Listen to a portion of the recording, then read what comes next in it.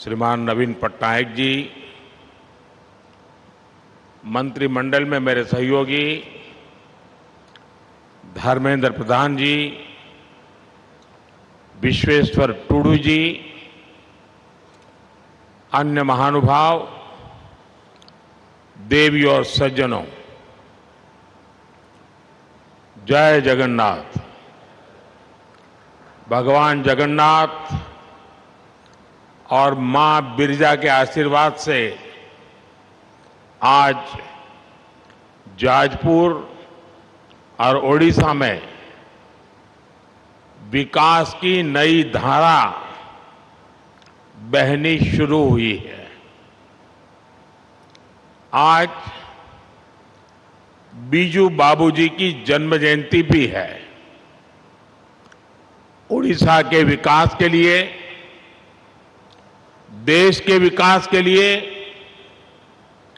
बीजू बाबू का योगदान अतुलनीय रहा है। मैं समस्त देशवासियों की तरफ से श्रद्धेय बीजू बाबू को श्रद्धा सुमन अर्पित करता हूं, उन्हें नमन करता हूं।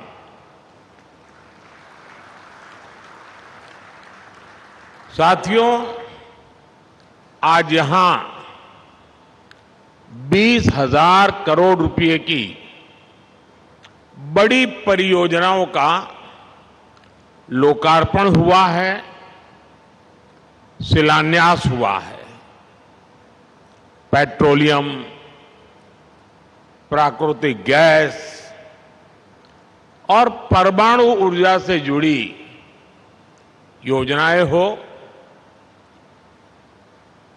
सड़क, रेलवे और परिवहन से जुड़ी योजनाएं हो, इन विकास कार्यों से यहां औद्योगिक गतिविधियां बढ़ेगी,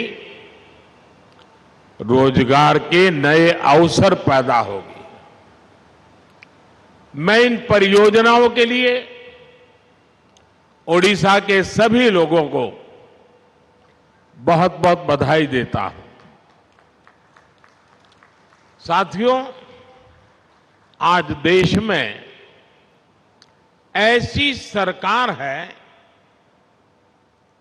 जो वर्तमान की भी चिंता कर रही है और विकसित भारत का संकल्प लेकर भविष्य के लिए भी काम कर रही है। ऊर्जा के क्षेत्र में हम राज्यों को, खासकर पूर्वी भारत का सामर्थ्य और बढ़ा रहे हैं। ऊर्जा गंगा परियोजना के तहत 5 बड़े राज्य उत्तर प्रदेश, बिहार, झारखंड, पश्चिम बंगाल और ओडिशा में नेचुरल गैस की सप्लाई के लिए बड़े प्रोजेक्ट चल रहे हैं। आज पारादीप, सोमनाथपुर, हल्दिया, ये पाइपलाइन भी देश की सेवा में समर्पित की गई है।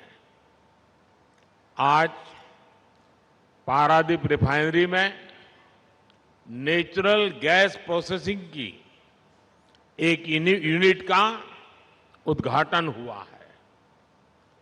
पारादीप रिफाइनरी में मोनो एथिलीन ग्लाइकोल के नए प्लांट का भी लोकार्पण हुआ है। इससे पूर्वी भारत के पॉलिस्टर उद्योग में नई क्रांति आएगी। इस परियोजना से भद्रक और पारादीप में बन रहे टेक्सटाइल पार्क को भी कच्चा माल आसानी से उपलब्ध होगा। साथियों, आज का ये आयोजन इस बात की भी पहचान है कि बीते वर्षों में हमारे देश में वर्क कल्चर कितनी तेजी से बदला है। पहले की सरकारों की दिलचस्पी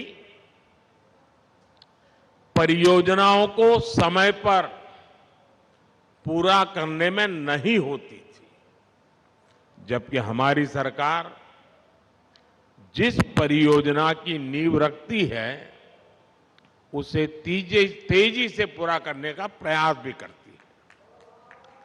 2014 के बाद देश में ऐसी अनेक परियोजनाएं पूरी कराई गई हैं जो अटकी पड़ी थी, लटकी हुई थी और भटकी हुई भी थी।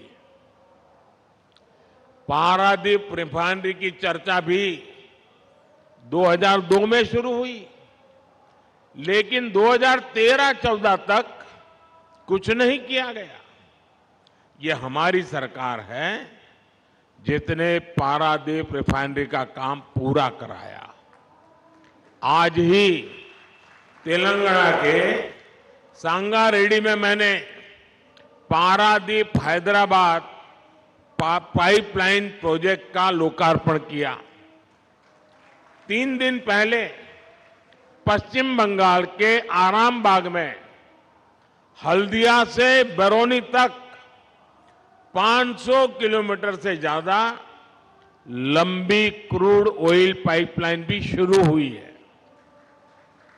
साथियों, पूर्वी भारत को प्राकृतिक संसाधनों का असीम वरदान मिला है।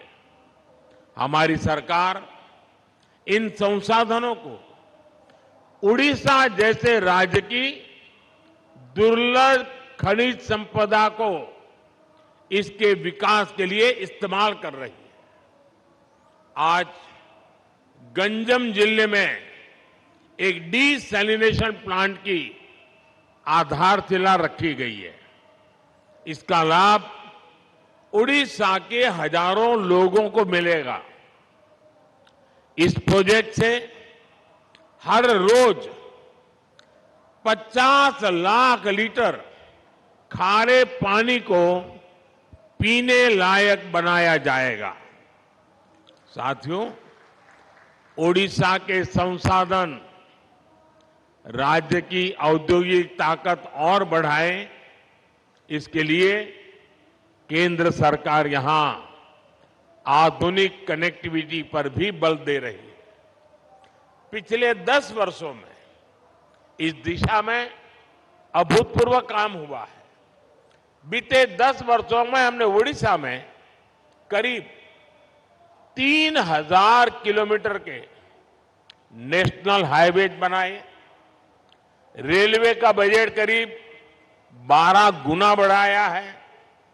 रेल, हाईवे और पोर्ट कनेक्टिविटी को बेहतर बनाने के लिए जाजपुर, भद्रक, जगतसिंहपुर, मयूरभंज, खोर्धा, गंजाम, पुरी और केंदुझर जिलों में नेशनल हाईवे का विस्तार किया जा रहा है।